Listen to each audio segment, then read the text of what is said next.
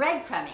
It is when the narcissist will give you the bare minimum. They've basically figured out what is the bare minimum that they can give you to keep you on the hook, to keep you around. It's the one little tiny bit that can tell you you've got something to lose if you're not in this relationship. It will happen after a little while. After, it'll be when you have lost track of what you deserve and what you're worth. So say if you were raised by narcissistic parents, you already have a worth issue.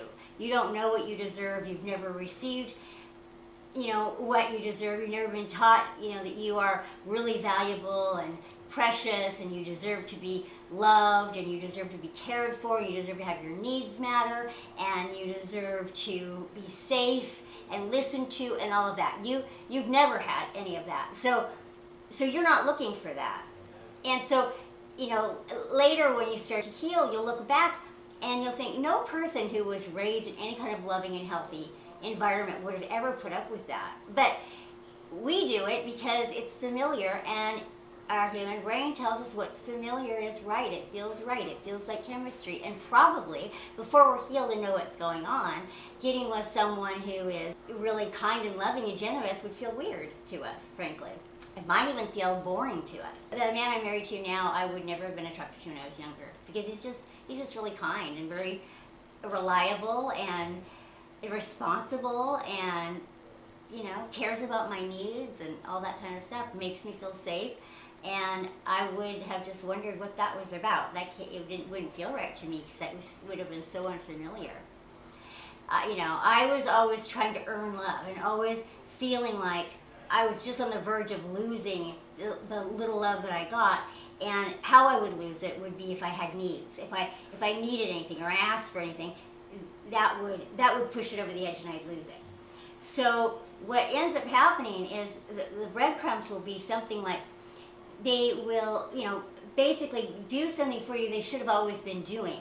Something people in healthy relationships just do. Like you both contribute to the home, and taking care of the kids, and managing the errands and the chores, and all that. But you will get to the point where, just if you can get them to do one little thing, like pick up some bread on the way home, you'll be so grateful, because they normally don't. Another thing they'll do is that considered breadcrumbing is they just won't do one of the abusive things they do.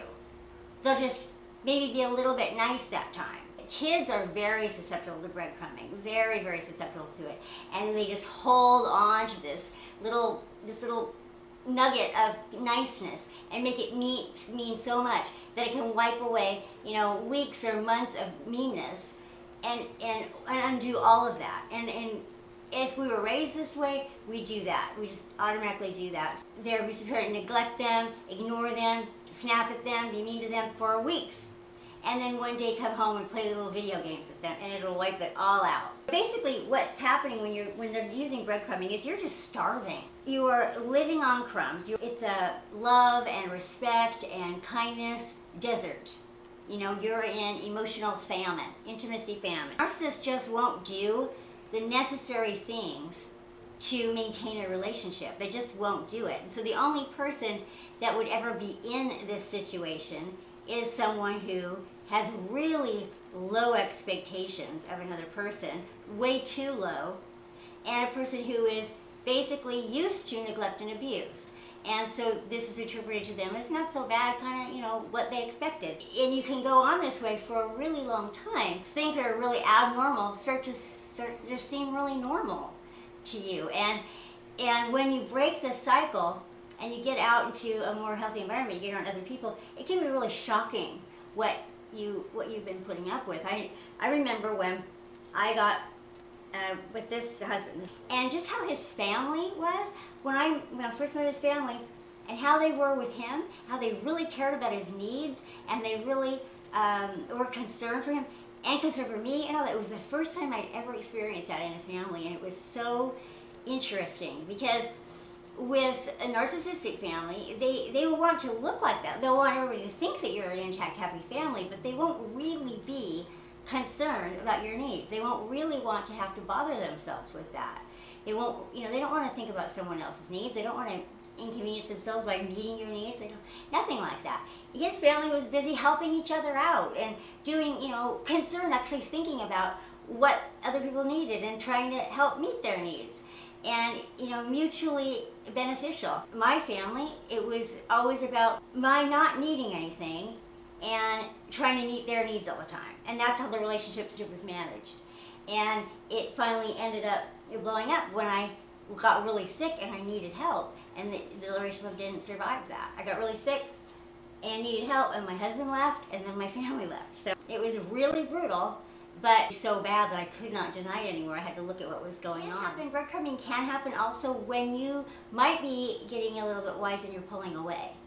They'll give you little bits to try and pull you back in, and it will plant the seeds of doubt. Like, oh, this isn't so bad. Maybe I should stick around. I don't want to lose it. Because here's the thing: when we're in these relationships, especially if you're used to this, and you've never really experienced really good love and really good relationships and true intimacy and caring. If you've never really experienced that, what you're going to do is you're going to look at this, and your choices are going to be between this relationship where it's known, you're getting certain things out of it, and jumping into an abyss, a complete and total unknown. And you're not going to do that unless it's really, really bad, or unless they kick you out. And that's essentially what happened to me.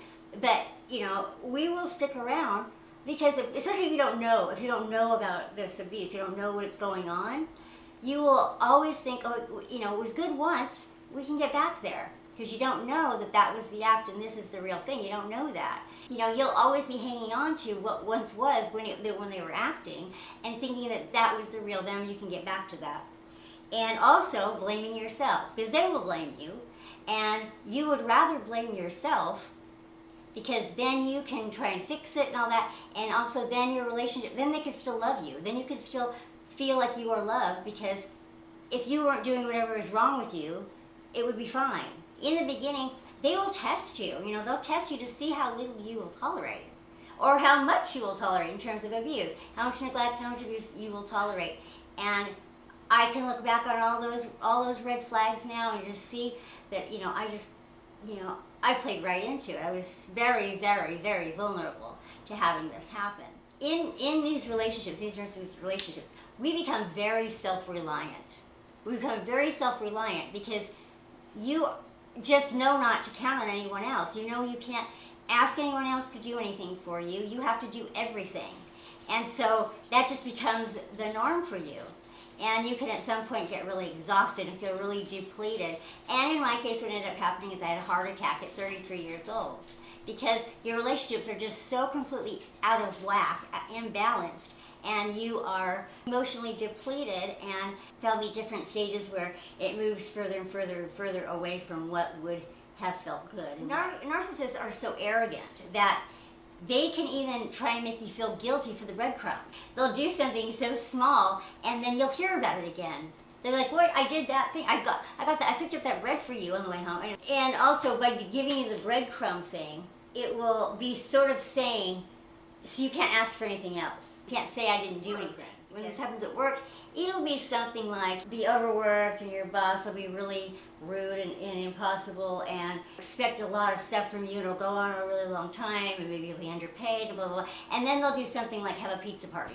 Something you do really small. Or they'll give you some meaningless title. It's really nothing. It's nothing that puts them out at all, but it's a little something to keep you hanging in there, to keep you from quitting. If expectations are low, if you have low self-esteem, you will stay too long. And as you stay, your opinion of yourself and your knowledge that you are valuable continues to go down. The key to stopping breadcrumbing: embrace reality. This is my answer for everything. Embrace reality. Look at everything how it really is, and ask yourself some questions. Like, is that enough? Am I getting enough? Is this mutually beneficial relationship? Do I feel loved and cared for and safe and listened to and valued? Do I? These are really important questions to ask yourself. Is this are you getting what you deserve? And you deserve all those things. You deserve to be loved. You deserve to be cared for. You deserve to be safe. You deserve to be listened to. You deserve to be appreciated. You deserve compassion and respect and all these things that you're not going to be getting. And so getting really real about those things, know what your situation is, know where you are, and then know what you deserve. Give those things to yourself so that you're not waiting on someone to give them to you, someone especially who doesn't care about your needs and is insensitive to your needs and insensitive to your feelings. Basically, breadcrumbing is when you're getting the very least amount. They figured out the least amount they can give you to keep you in the relationship or to keep being able to pull you back. But no more than that. That's breadcrumbs. Look at your relationship realistically. That's the biggest thing, is to be realistic about what you're looking at. And, ask yourself if it's enough. Because it's not. If you're getting breadcrumbs, it's not enough. Okay, thanks.